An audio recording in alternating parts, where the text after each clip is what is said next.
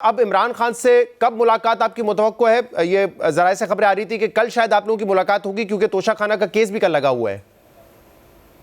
जी, expected यही है कि हमारी कल ही मुलाकात होगी या परसों मुलाकात होगी, क्योंकि दरमियान में वीकेंड आ गया था और संडे वाले दिन में मुलाकात नहीं हो सकती। तो हम ये उम्मीद कर रहे हैं कि कल या ज़्यादा से ज़्यादा परसों हमारी मुलाकात हो जाएगी जी खान साहब से। सही है। और जो 190 मिलियन पाउंड केस है, अब 18 तारीख को ट्रायल मुकम्मल हुआ। जज साहब ने कहा कि 23 दिसंबर को इसका फैसला सुनाया जाएगा, लेकिन इस दौरान आप लोगों की कमेटी बन गई, फिर हुकूमत ने मुज़ाकराती कमेटी बना दी और फिर 23 तारीख से एक दिन पहले यह फैसला किया गया कि अब ये 23 तारीख को नहीं आएगा, ये 6 जनवरी को फैसला आएगा। अब बड़े क्लियर इंडिकेशंस हैं हामिद साहब कि जैसे ही मुज़ाकरात का आगाज़ हुआ, दोनों की तरफ से कमेटियां तश्कील दे दी गई, तो जो केस सुनाया जाना था अब उसके फैसला सुनाने में ताखीर हो रही है। तो इसका तो बराह रास्त ताल्लुक लग रहा है कि इस केस और मुज़ाकरात से है, क्या ऐसा ही है? नहीं, मैं नहीं समझता जी इसका कोई ताल्लुक मुज़ाकरात के ज़रिए है। हम इसके ऊपर बहुत क्लियर हैं कि जिस तरह गुज़श्ता मुकदमात के अंदर इमरान खान साहब को सज़ा सुनाई गई और जिस उजलत में सज़ा सुनाई गई और फिर रात को 9 बजे तक जेल में ट्रायल करके सज़ा सुनाई गई। हाई कोर्ट के अंदर प्रोसिक्यूशन के पास जब हमने उस सज़ा को चैलेंज किया तो कुछ कहने के लिए नहीं था और वो सज़ा ख़त्म हो गई। हम आज भी ये समझते हैं कि चूँकि इमरान खान साहब इस केस के अंदर बेनिफिशरी नहीं है, कोई फाइनेंशियल बेनिफिट इमरान खान साहब को, उनकी अहलिया को, उनके ख़ानदान के किसी फ़र्द को, उनकी जमात के किसी फ़र्द को, उनके दोस्तों को, किसी को नहीं मिला। पैसे जो हैं वो हुकूमत के अकाउंट के अंदर हैं, जगह जो है यूनिवर्सिटी जो है वो ट्रस्ट है। तो हमारा तो नुक्ता नज़र ये है कि शायद सज़ा सुनाने के लिए दोबारा इनके पास मटेरियल ही नहीं है, इसको डिले किया जा रहा है। लेकिन बहरहाल सज़ा के असरात अगर सुनाई जाती है, और इसके ऊपर भी खान साहब गुज़श्ता मीटिंग के अंदर बिल्कुल क्लियर थे कि हम एक्सपेक्ट कर रहे हैं कि गुज़श्ता सज़ाओं की तरह ही एक मिलता जुलता फैसला आएगा इस किस्म का, लेकिन उसके बावजूद रवैयों में तलखी बढ़ेगी। मैं एग्री करता हूँ इस बात के साथ, लेकिन मुज़ाकरात का अमल 31 जनवरी तक जारी रहेगा। अच्छा, मतलब मुज़ाकरात, आप कह रहे हैं रवैयों पे तलखी आ सकती है, लेकिन मुज़ाकरात जारी रहेंगे, उस पर असरअंदाज नहीं होगा ये फैसला? जी, उसके ऊपर खान साहब की वाज़ेह डायरेक्शन थी जी कि 31 चूँकि हमारी कट ऑफ डेट है और हमने खुद ये अनाउंस किया कि कट ऑफ डेट हमारी 31 जन होगी। तो 31 जन तक आप कोशिश कर लें कि हुकूमत अगर ये दो मुतालबात मानती है तो हम आगे बढ़ सकते हैं, नहीं मानती तो फिर हम अपने अगले लाहे अमल का ऐलान करेंगे जी। और क्या ये भी मुतालबा है इमरान खान का कि बुशरा बीबी दोबारा जेल नहीं जाएंगी, और इसी कंडीशन पे ये मुज़ाकरात जो है फिर शुरू हुए हैं? सर 10 माह आपने उन्हें जेल में रख तो लिया, निकला क्या केस में से? कुछ भी नहीं निकला।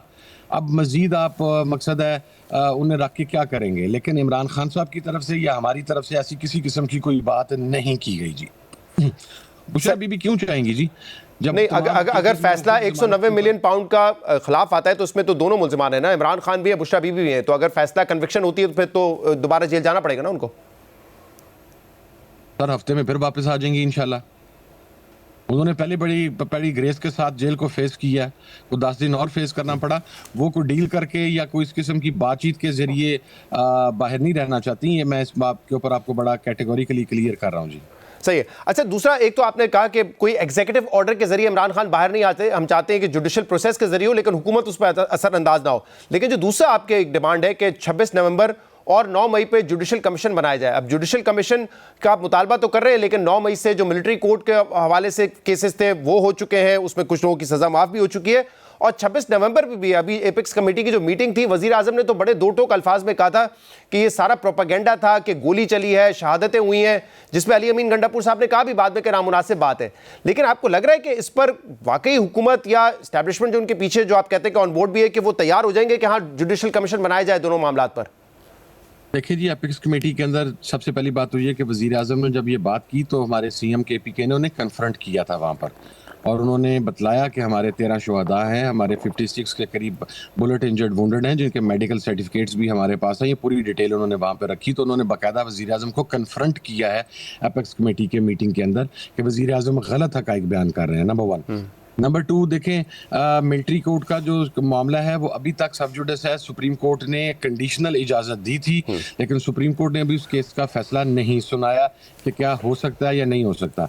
हमारा उसके ऊपर बड़ा प्रिंसिपली क्लियर स्टांस है कि सिविलियंस का मिलिट्री ट्रायल नहीं हो सकता। इसलिए हम जब सज़ा को ही मानने के लिए तैयार नहीं है तो उसकी माफ़ी को क्या तस्लीम करेंगे। जिन लोगों को रिहा किया गया उसके अंदर एक आप टेक्निकल चीज़ को मद्देनज़र रखिएगा कि वो लोग ऑलरेडी दी गई सज़ा जो कि गैर कानूनी थी उसमें अपनी सज़ा की मुद्दत मुकम्मल कर चुके थे। उन्होंने इन एनी केस बाहर आना ही था।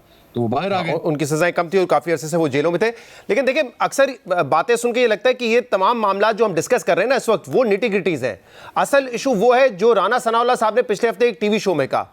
उन्होंने कहा तहरीक इंसाफ को या इमरान खान को रियायत मिल सकती है, उस पर गौर किया जा सकता है उनके मुतालबात पर, अगर तहरीक इंसाफ अपने तर्ज सियासत को तब्दील करे और इस सिस्टम को, इस हुकूमत को चलने दें, उनकी राह में रुकावट ना बने। ये असल मुद्दा लगता है हामिद साहब की, ये डिमांड है हुकूमत की कि बार बार इस्लामाबाद आकर या बार बार मैंडेट की जो आप बात करते हैं वो छोड़ दें, तर्ज सियासत को तब्दील करें तो आपको रिलीफ मिल सकता है। क्या इसके लिए तैयार है तहरीक इंसाफ? सर, सबसे पहली बात तो यह है कि हमने कोई रायत डिमांड नहीं की, हमने किसी किस्म की रायत नहीं मांगी, हम तो जुडिशल सिस्टम के जरिए बाहर आने की बात कर रहे हैं, नंबर 1। दूसरी चीज़ ये, क्या तर्ज सियासत बदलें जी? क्या इस्लामाबाद में आके एहतजाज करना या पाकिस्तान की किसी रोड के ऊपर एहतजाज करना या किसी जगह पर एहतजाज करना, आइन ने ये हक हमें नहीं दिया? अब ये क्या तरीकाकार है कि आप इस तर्ज सियासत को बदलें? अगर तर्ज सियासत बदलना था तो जिस वक्त आप इफ्तिखार चौधरी को रिहा करवाने के लिए एक जत्था लेकर लाहौर से निकल पड़े थे, तो क्या आपका तर्ज सियासत क्या था? सिंपली वो ये कह रहे हैं कि हुकूमत चलने दें, हुकूमत गिराने की बात ना करें।